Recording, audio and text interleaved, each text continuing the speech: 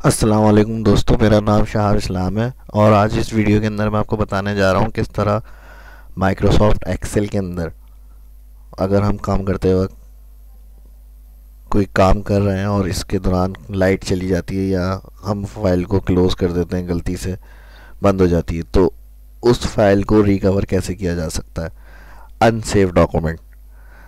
तो इसके लिए अब जैसे यहाँ मैंने कोई शीट बनाई हुई है, इसको अभी सेव नहीं किया, इसे मैं यहाँ से क्लोज़ करता हूँ।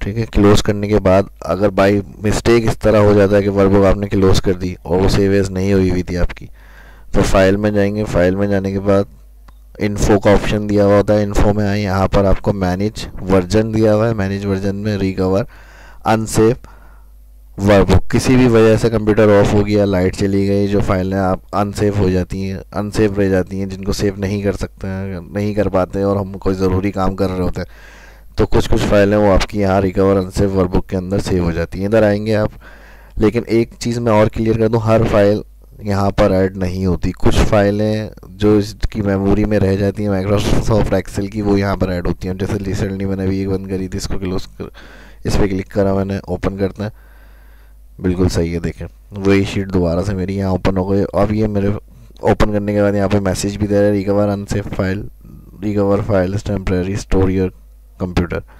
अगर इसे अनसेव फेस करेंगे तो फिर आपके कंप्यूटर में आ जाएगी, यहाँ पे दोबारा से इसको सेव एस कर सकते हैं।